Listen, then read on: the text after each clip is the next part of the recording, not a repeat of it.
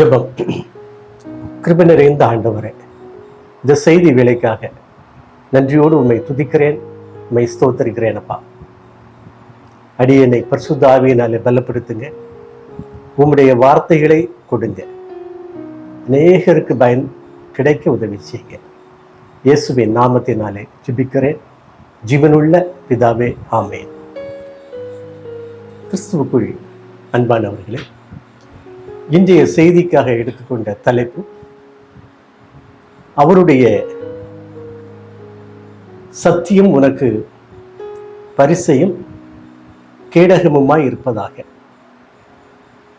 ஆண்டவருடைய சத்தியம், கர்த்தருடைய சத்தியம் உனக்கு பரிசையும் கேடகமுமாய் இருப்பதாக. அருமையான ஒரு ஆசீர்வாதமான ஒரு வார்த்தை. சத்தியம் அப்படி சொன்னா என்ன? சத்தியம் அப்படி சொன்னா ரெண்டு வழியில பார்க்கலாம். ஒண்ணு ஆண்டவருடைய வார்த்தைகள், வசனம். நம்முடைய வேதாகமத்துல சத்திய வேதாகமம் அப்படின்னு சொல்லுவாங்க. நம்ம பைபிள் அப்படிதான் சொல்லுவாங்க, சத்திய வேதாகமம், ஹோலி பைபிள், சத்திய வேதாகமம் அப்படி சொல்லுவாங்க. இன்னொன்னு, இயேசுவே சத்தியம்தான். அவர் சொல்லுவார், நானே வழியும் சத்தியமும் ஜீவனுமாய் இருக்கிறேன் அப்படின்னு சொல்லுவார். ஆக அவருடைய வார்த்தைகள் சத்தியம், இயேசு சத்தியம், உண்மை. அவர்கள எந்த மாறுதலும் இல்லை. இந்த வேதாகமத்தில் நமக்கு கொடுக்கப்பட்டிருக்கிற ஒவ்வொரு வார்த்தையும் உண்மைதான். பதிலுங்க, இதுல என்ன சொல்லப்பட்டிருக்கிறதோ நல்லா வாசிங்க. புதிய ஏற்பாடு ரொம்ப நல்லதுதான். அருமையான வசனங்கள் இயேசு சொல்லியிருக்கிறாரு. இயேசுவை பின்பற்றி ஒவ்வொரு அப்போஸ்தலர்களும் சொல்லியிருக்காங்க. தனிப்பட்ட மனிதனுடைய வாழ்க்கையை நம்ம பார்க்கணுமானா ஆதியிலிருந்தே நம்ம வாசிக்கணும். எந்த அதிகாரத்தை விடாதீங்க. இதுல ஒண்ணுமே இல்லை அப்படி சொல்லி எதையுமே விடாதீங்க. நேரம் கிடைக்கும் போதெல்லாம் வேதாகமத்தை வாசித்துக்கிட்டே இருங்க. சில குறிப்பிட்ட பகுதியை என்ன செய்வாங்க, விட்டுருவாங்க, வாசிக்க மாட்டாங்க. எனக்கு அதுல ஒண்ணுமே சொல்லப்படலையே அப்படின்னு சொல்லுவாங்க. ஆனா நீங்க அதை வாசிக்கும் போது உங்களுக்கு சில காரியங்களை தேவன் வெளிப்படுத்துவார். இருக்கட்டும். ஆனா தனிப்பட்ட நபருடைய வாழ்க்கை நமக்கு ரொம்ப ஆர்வமாகவும் இருக்கும். நல்ல ஆலோசனை நமக்கு கொடுக்கும். பார்த்துடுங்க, தனிப்பட்ட ஒவ்வொருவருடைய வாழ்க்கை, ஆபிரகாம், ஈசாக்கு, யாக்கோபு, நோவா அப்படின்னு பார்த்துக்கிட்டே வந்தோம்னா, ராஜாக்கள், நியாயாதிபதிகள், தீர்க்கதரிசிகள், அவருடைய வார்த்தைகள் எல்லாம் தேவனுடைய வார்த்தைகள்.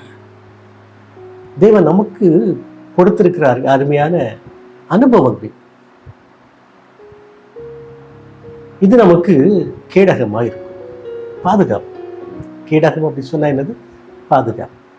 ஒவ்வொரு மனுஷனுக்கும் உலக வாழ்க்கையில பாதுகாப்பு ரொம்ப அவசியம்.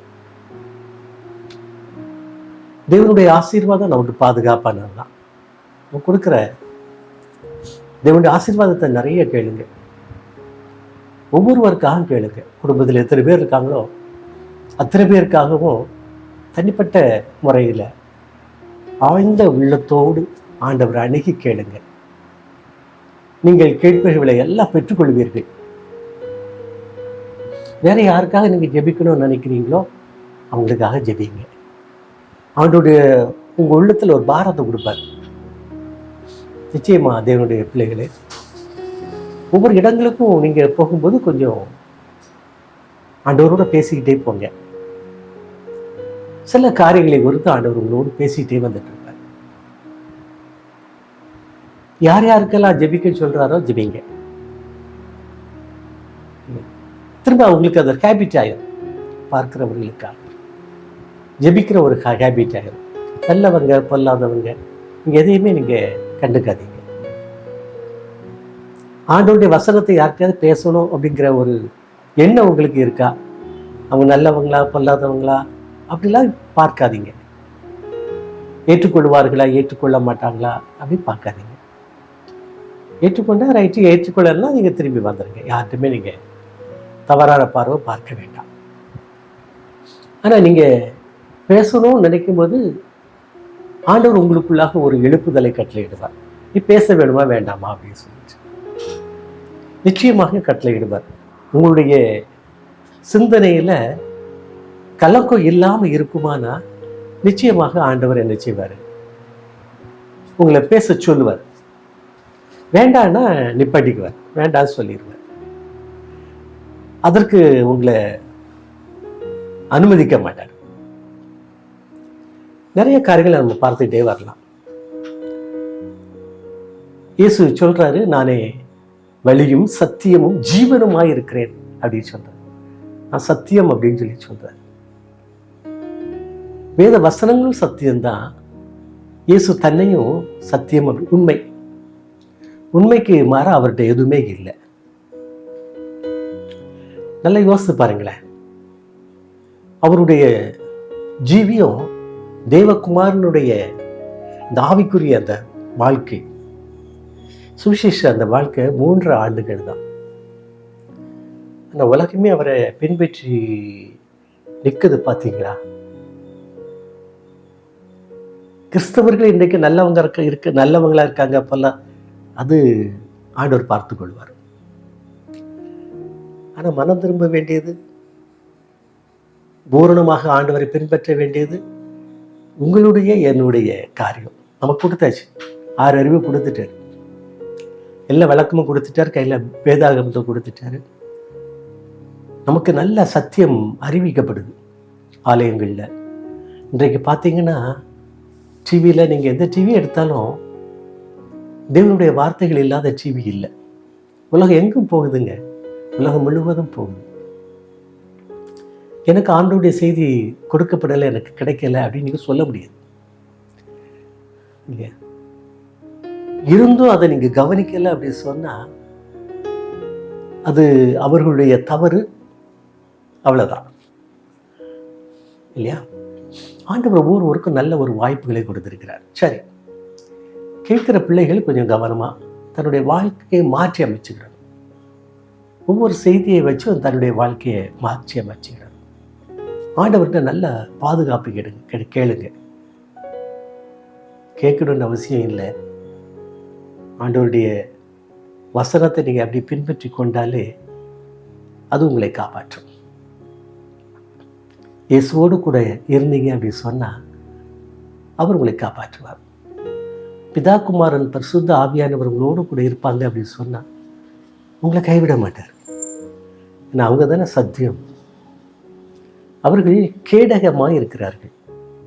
அவருடைய வார்த்தைகளும் கேடகமாக இருக்கு, அவர்களும் கேடகமாக இருக்கார்கள் இல்லையா? முப்பெருந்தேவன் இயேசு நம்மோடு கூட இருக்கிறது வாழ்க்கையில் எவ்வளவு சந்தோஷமான காரியம் தெரியுமா? வேதாகமத்தில் நீங்கள் எடுத்து வாசித்தீங்கன்னா நிறைய வாக்குத்தத்தங்கள் இருக்கு. அந்த வாக்குத்தத்தங்கள்லாம் வாசிக்கும்போது ஒரு எண்ணம் உங்களுக்குள்ளாக வரணும். அப்போ தான் நம்ம இதை நேர்த்தியாக வாசிக்கிறோம் அப்படின்னு அர்த்தம். அந்த எண்ணம் நமக்கு வரல அப்படின்னு சொன்னால் பைபிளை நம்ம நேர்த்தியாக வாசிக்கலை அப்படிங்கிற அர்த்தம். பைபிளை வாசிக்கலாங்க, தொடர்ந்து மடமடன்னு வாசிச்சு போகலாம். அது ஒரு ரீடிங். இன்னொரு ரீடிங் எப்படி தெரியுமா? ஒவ்வொரு வசனத்தை கவனித்து அந்த கவனித்து ஆராய்ச்சி வாசிக்கணும் அப்படின்னு சொன்னால் வேதத்தை எடுத்தவுடனே வாசிக்காம நல்ல ஜெபம் பண்ணிட்டு வாசிங்க. எனக்கு இன்றைக்கு என்ன சொல்ல போறீங்க ஆண்டவரே அப்படின்னு கேளுங்க. சீடர்கள் கேட்டாங்க, ஆண்டவரே நாங்கள் எப்படி ஜெபிக்கணும் கற்றுக் கொடுங்க அப்படின்னு கேட்டாங்க. கர்த்தருடைய ஜெபத்தை சொன்னார். அந்த ஜெபம் எனக்கு ரொம்ப பிடிக்குங்க. ரொம்ப கவலையாக இருந்தா, கஷ்டத்தோடு இருந்தா, எதுவுமே நடக்கலையே அப்படிங்கிற ஒரு போராட்டத்தோடு இருந்தா நீ அதை கர்த்தருடைய ஜெபத்தை நீங்கள் சொல்லுங்கள். மனப்பூர்வமாக சொல்லியிருங்க, மனப்பூர்வமாக சொல்லிடுங்க. அருமையாக இருக்கு. ஆண்டவரை துதிக்கிறது, அவரை போற்றுறது, உங்களுடைய காரியத்துக்காக கேட்பது. அதுக்கு பிறகு ஆண்டவரே நான் எல்லாருக்கும் மன்னிக்கிறேன்ப்பா, என்னையும் மன்னிச்சிருங்க அப்படின்னு கேட்கறது. அந்த மன்னிப்பு கேட்கறது எவ்வளவு முக்கியம் தெரியுமா? நீங்கள் மன்னிப்பு கேட்ட பிறகு அங்கே சமாதானம் தான் இருக்கும், அப்புறம் அங்கே எதுவுமே கிடையாது. நம்ம பற்றி நம்ம யோசிக்க கூடாது, சமாதானம் தான் இருக்கும். ஆண்டவர்கிட்ட மன்னிப்பு கேட்டுட்டோம் அப்படின்னு சொன்னால் உள்ளெல்லாம் அப்படி நிரப்பிடும். அந்த வார்த்தையை ஆண்டவர் அப்படி கவனிப்பார், ஒவ்வொரு வார்த்தையும் கவனிப்பார், ஒவ்வொரு வார்த்தையும் கேள்வி கேட்பார், வார்த்தையை கவனிப்பார். அதில் உண்மை இருக்குதான்னு பார்ப்பார். அதான் சத்தியம், சத்தியம் இல்லையா? அவருடைய சத்தியம் உனக்கு பரிசையும் கேடகமாக இருப்பதாக. அவர்கிட்ட சத்தியம் இருக்குது அப்படின்னு சொன்னால் அவரை பின்பற்றுகிற உங்ககிட்ட சத்தியம் இருக்கா? யோசித்துருங்க. உங்களுக்கு அவரும் அவருடைய வார்த்தைகள் உங்களுக்கு சத்தியமாக இருக்கணுமானா அவரோடு கூட நீங்கள் உண்மையான பிள்ளைகளாக இருக்கணும். உண்மையான பிள்ளைகளாக இருந்தீர்களானா அந்த வார்த்தைகள் உங்களுக்கு சத்தியமாக இருக்கும், உங்களுக்கு கேடகமாக இருக்கும். அவரோடு கூட நீங்கள் உண்மையான பிள்ளைகளாக இருக்கீங்களா அப்படின்னு சொல்லி யோசிங்க. இருந்தீர்களானால் அவர் உங்களுக்கு சத்தியமாக இருப்பார், ஜீவனை கொடுப்பார், நல்வாழ்வை கொடுப்பார். அப்போ நீங்கள் வாசிக்கும்போது ஆண்டவரே சத்தியத்தை நான் புரிந்து கொள்ளணும் ஆண்டவரே அப்படின்னு சொல்லி வாசிங்க. இப்போ ஆண்டவர் உங்க பக்கத்துல உட்கார்ந்துருப்பார். மனப்பூர்வமாக கூப்பிடுங்க, தப்பே கிடையாது. நான் வாசிக்க போறேன், ஆண்டவர் என்னோட கூட இருப்பார். அந்த நம்பிக்கை ரொம்ப அருமையான நம்பிக்கை. அதை வாசிக்கும் போது உங்களுக்கு ஒரு கவனம் இல்லாமல் வாசிக்கிறேன் அப்படி சொல்லி தோணிச்சு அப்படின்னா ஆண்டவரே அர்த்தமுள்ள ஒரு வாசிப்பாக இருக்கணும். இவைகளையெல்லாம் எனக்கு நீங்கள் வெளிப்படுத்த சித்தமாக இருக்கீங்களோ எல்லாம் வெளிப்படுத்துங்க. மெய்ப்பொருளை எனக்கு நீங்கள் வெளிப்படுத்துங்க. இதை நான் மறக்கக்கூடாது என்னுடைய வாழ்க்கையில் அப்படின்னு கேட்டுட்டு நீங்கள் உட்காருங்க. இப்போ நீங்கள் வாசித்தீங்க அப்படின்னு சொன்னால் சில நேரங்களில் உங்களால் ஒரு அதிகாரத்தை கூட தாண்ட முடியாது. ஏன்னா நல்ல வசனங்கள், வாக்குத்தத்தங்கள் இருக்கும், பாவத்தை சுட்டி காட்டுகிற வார்த்தைகள் இருக்கும், நீ சுத்தமாக இரு அப்படிங்கிற வார்த்தைகள் இருக்கும். எல்லாம் குறித்து வச்சுட்டுங்க உட்காந்து ஜெபம் பண்ணுங்களேன். அன்னைக்கு ஃபுல்லாக உட்காந்து ஜெபம் பண்ணுங்களேன். வேலை பார்க்கிங்களா, குறித்து வச்சுடுங்க. எப்போல்லாம் நேரம் கிடைக்கும் அப்போல்லாம் ஜெபம் பண்ணுங்க. அப்போ ஜெபம் எப்படிப்பட்டதாக இருக்குன்னு பார்த்துக்கிட்டிங்களா? எனக்கு ஆண்டவர் அது வேணும் இது வேணும் அப்படின்னு கேட்குறது ஒரு ஜெபந்தான். இப்போது நீங்கள் வேதத்தை வாசித்ததுனால எனக்குள்ளாக இந்த மனமாற்றங்கள்லாம் வேணும் அப்படின்னு கேட்குறது ஒரு ஜெபம் தானே. சரி, உங்களுக்காக கேட்டுட்டீங்க, மனமாற்றம் கேட்டுட்டீங்க, தேவைகளை எல்லாம் கேட்டுட்டீங்க. என்ன உங்களுக்கு நேரம் இருக்கு? கேளுங்க, அடுத்தவங்களுக்காக கேளுங்க. இதுதான் கிறிஸ்தவ வாழ்க்கை. இப்போ உங்களுடைய ஜெபம் உங்களுக்கு அர்த்தமுள்ளதாக இருக்கணுமானா, உங்களுக்கு ஆசீர்வாதமாக இருக்கணுமானா, உங்களுக்கு சத்தியமாக இருக்கணுமானா உண்மையான மகனாய் மகளாய் இருங்க. இப்போ நீங்கள் கேட்கறதெல்லாம் ஆண்டவர் உங்களுக்கு கொடுக்க ஆயத்தமாக இருப்பார். இது கொடுக்க உடனே தரலையா, வெயிட் பண்ணுங்க இல்லையா, வெயிட் பண்ணுங்க, கொடுப்பார். இன்னும் கிடைக்கலையா ஆண்டவர்கிட்டே சொல்லிடுங்க. ஆண்டவரே நான் உங்கள்கிட்ட சொல்லிட்டேன், இது எனக்கு ரொம்ப ஆர்வமாக இருக்கிறேன் ஆண்டவரே, எனக்கு கிடைக்கணும்னு சொல்லி நான் நினைக்கிறேன், எனக்கு கொடுங்க அப்பா அப்படின்னு சொல்லிட்டு நீங்கள் உங்கள் வேலையை பார்த்துக்கிட்டே இருங்க. அதுக்காக உட்காந்துக்கிட்டு நான் அழுதுகிட்டு இருப்பேன், நான் இனி ஆண்டவர்கிட்ட நான் ஜெபம் பண்ண மாட்டேன், நான் இனி நான் ஆண்டவருடைய பையனாக இருக்க மாட்டேன், ஆண்டவருடைய பிள்ளையாக இருக்க மாட்டேன் அப்படிங்கிற ஒரு வார்த்தைகளாக நீங்கள் போகாதீங்க. ஏன் அப்படின்னு சொன்னால் அவருடைய சத்தியம் உனக்கு பரிசையும் கேடகமுமாக இருக்கும். அதான் வார்த்தை சொல்லுது. அதான் உனக்கு பாதுகாப்பு, அதான் உனக்கு ஆசீர்வாதம், பெரிய ஆசீர்வாதம்.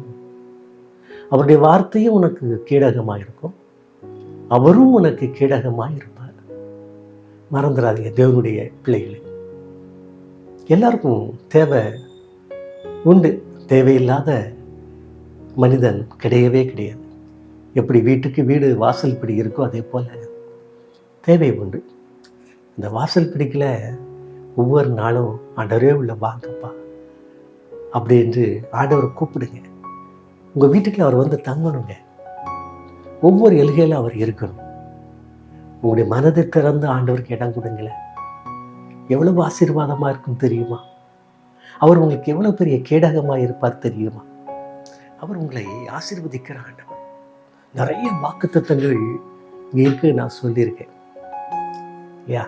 ஆண்டவர் சொல்றாரு, வானமும் பூமியும் ஒளிந்து போகும், ஆனால் என்னுடைய வார்த்தைகளோ ஒரு நாளும் ஒளிந்து போகாது அப்படிங்கிற வாக்குத்தத்தங்கள் இருக்கும்.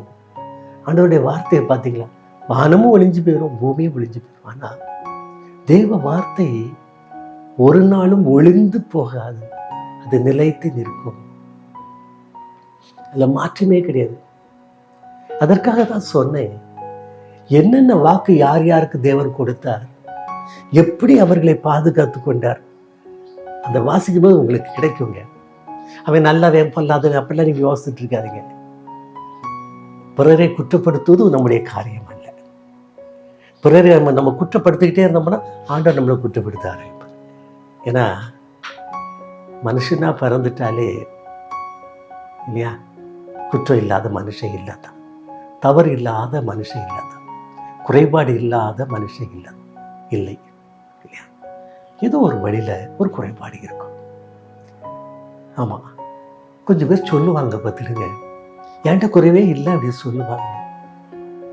ஆனா அப்படியே கூர்ந்து பார்த்தோமானா, குற்றம் கண்டுபிடிப்பதற்காக நான் சொல்லலை, குற்றம் கண்டுபிடிப்பதற்காக நான் சொல்லலை.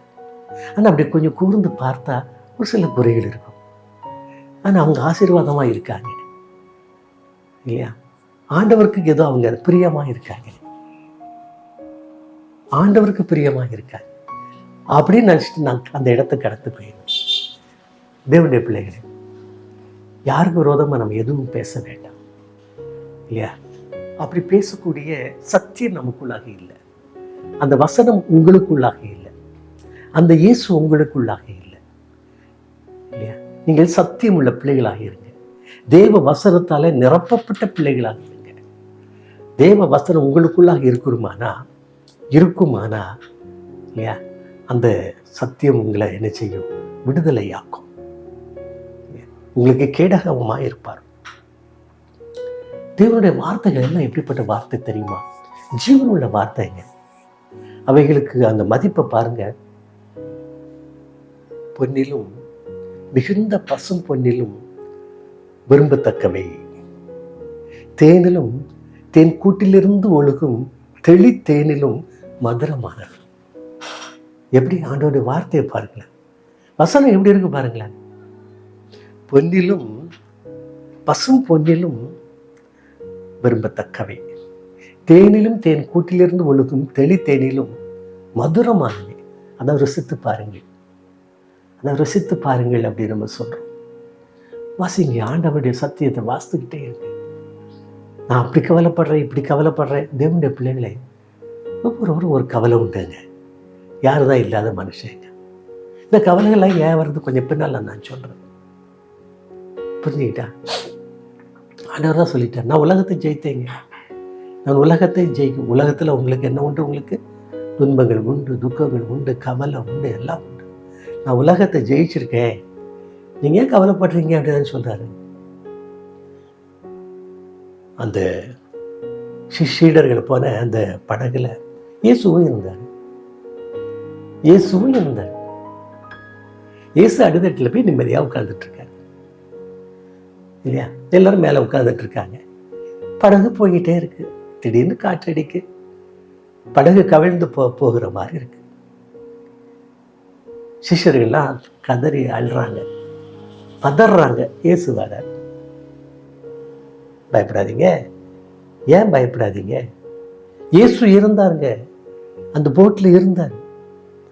ஆனா படகு கவிழ்ந்து போகுது. கவனிச்சிங்களா? அப்போ இயேசு உங்களோட கூட இருக்கும்போது கூட சில நேரங்களில் கஷ்டம் வரத்தாச்சு. நீங்க பயப்படாதீங்க. உங்களுக்குள்ளாக ஒரு நம்பிக்கை, தன்னம்பிக்கை அல்ல, கிறிஸ்தவ நம்பிக்கை, தேவ நம்பிக்கை உங்களோடு கூட இருக்கும். என் ஆண்டவர் என்னோடு கூட இருக்கிறார், என் ஆண்டவர் என்னோடு கூட இருக்கிறார் அப்படிங்கிற எண்ணம் எப்போ வரும் தெரியுமா? உங்களுக்குள்ளாக உண்மை இருக்கும்போது, சத்தியம் இருக்கும்போது. நல்லா ஞாபகம் வச்சுடுங்க. சத்தியம். இந்த செய்தியினுடைய சாராம்சம் சத்தியம். என்ன? தேவனுடைய வார்த்தைகள் சத்தியம்.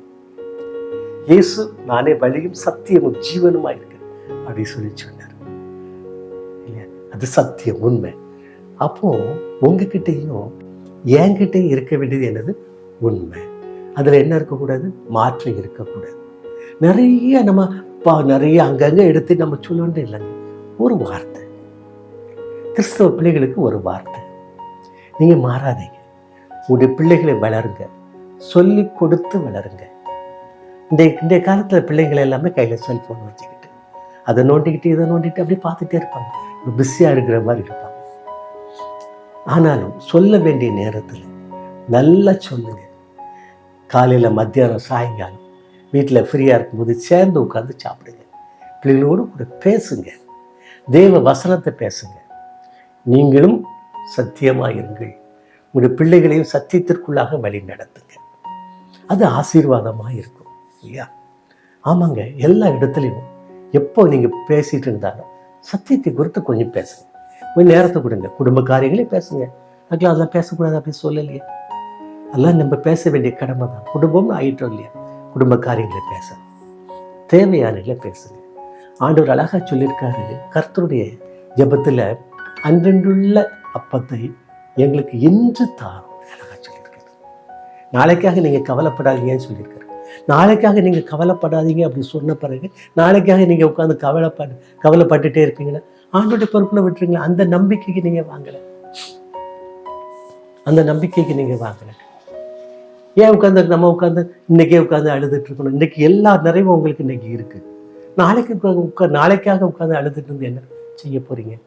அவர் பார்த்துக்கிடுவாருங்க. எவ்வளவு காரியங்களை மனிதன் நினைத்து பார்க்காத லெவல்ல ஆண்டவர் ஆசீர்வாதத்தை கொடுத்துக்கிட்டே இருக்கிறார். சங்கீதக்காரன் 119 சங்கீதம் 105 வசனம் இப்படி சொல்லுகிறது, இப்படி வசனம் என் கால்களுக்கு தீபமும் என் பாதைக்கு வெளிச்சமுமாக இருக்கிறது. இந்த கேடகம் அப்படிங்கிறதுல நீங்க பாருங்களேன், எனக்கு கண்ணுக்கிட்ட தூரம் வரைக்கும் என்னுடைய வாழ்க்கையில் இருளா தோணுது அப்படி சொல்றீங்களா? அப்படிலாம் சொல்லாதீங்க. ஆண்டோடைய வசனத்தை கையில் வச்சுடுங்க. கால்களுக்கு எப்படி இருக்கு? தீபமாக இருக்கு. பாதைக்கு எப்படி இருக்கு? நீங்க நடக்க நடக்க நடக்க நடக்க ஆண்டவர் உங்களுக்கு ஒளி கொடுத்துக்கிட்டே இருப்பார். ஒரு இடத்துல நிற்காதீங்க, சோர்ந்து போகாதீங்க. அதான் சொல்றேன். இயேசு கிறிஸ்துவினருக்கு ஓடிக்கிட்டே இருங்க. இயேசு நல்ல வாலிபன் தான். அவர் போய் அந்த ஊழியத்திற்குள்ளாக என்று அந்த சுவிசேஷ ஊழியத்திற்குள்ளாக அவர் என்று பண்ணும்போது யோர்தானில் போய் என்ன ஞானஸ்தானம் வாங்குறார். தேவ ஆவியான ஒரு பிராவி போல அவர் மேலே இறங்கி வரார். இயேசு புரிந்து கொண்டார். இது ஒரு வெளிப்பாடு, அருமையான ஒரு வெளிப்பாடு. இப்போ தேவ ஆவியானவர் இயேசுவை எங்க கூட்டிட்டு போயிட்டாரு? வனாந்தரத்துக்கு கூட்டு போயிட்டார். வனாந்தரத்துக்கு கூட்டு போன பிறகு அவரு 40 நாள் என்ன செய்யறாரு? உபவாசம் இருக்கிறார். 40 நாள். அந்த மோசையை வந்து அது ஒப்பிட்டுலாம் சொல்லுவாங்க இல்லையா? அங்கே போய் அவர் உபவாசம் இருந்துட்டு 40ஆவது நாள் முடியும் போது பசி உண்டாயிற்று. உடனே அவர்கிட்ட யார் வந்தான்?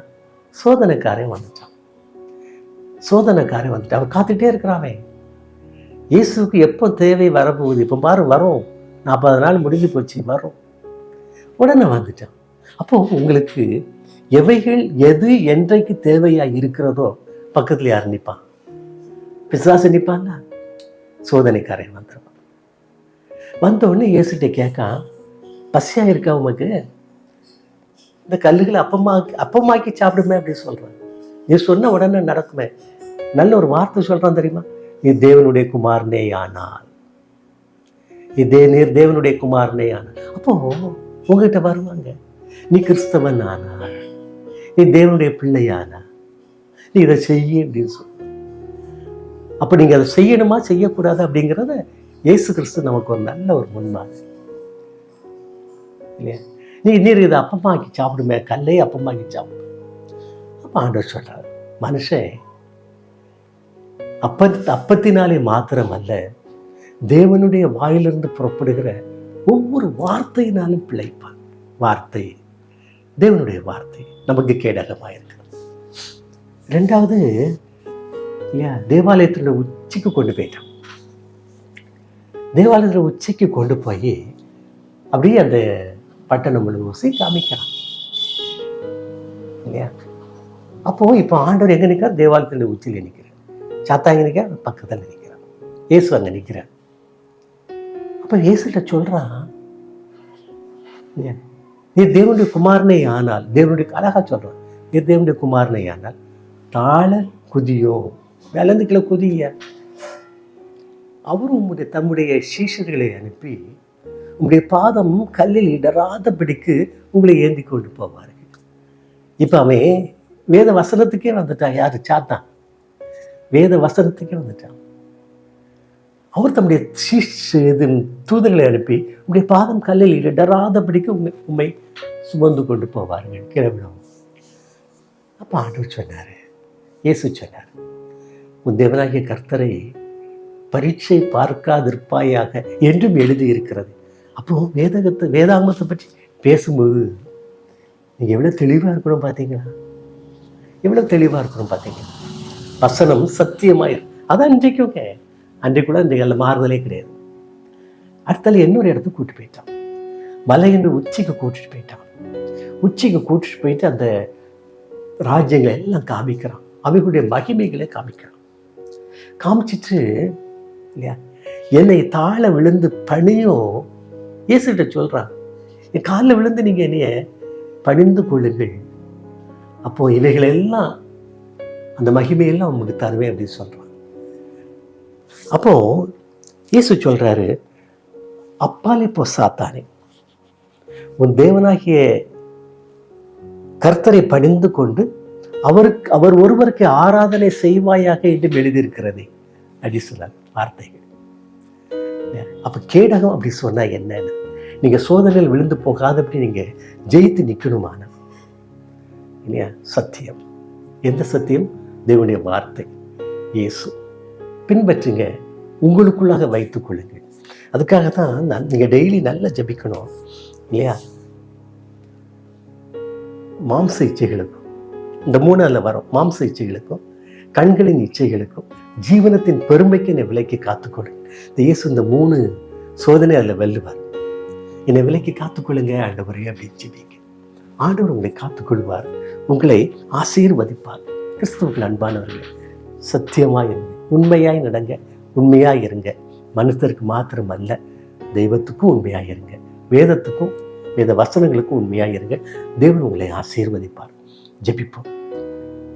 பரிசுத்தமுள்ள பரலோக தகப்பனே, இந்த நல்ல நேரத்திற்காக உண்மை நன்றியோடு துதிக்கிறேன், உண்மை ஸ்தோத்திருக்கிறேன். அப்பா, நீர் கொடுத்த வார்த்தைகளுக்காக உமக்கு நன்றி, ஸ்தோத்திரம். ஒவ்வொரு பிள்ளைகளையும் ஆசீர்வதிங்க, உடைய சத்தியத்திலே நிலைத்திருக்க உதவி செய்யுங்க. அப்பா, உண்மை முறையாய் ஒழுங்காய் பற்றிக்கொள்ள உதவி செய்யுங்க. ஆசீர்வதிங்க, மகிமை டிவி ஆசீர்வதிங்க, நடத்துகிற மகனை குடும்பத்தை ஆசீர்வதிங்க, அருமையான ஊழியக்காரர்களை ஆசீர்வதிங்க. அக்கினி பதிலாக இருந்து பாதுகாத்துக் கொள்ளுங்க.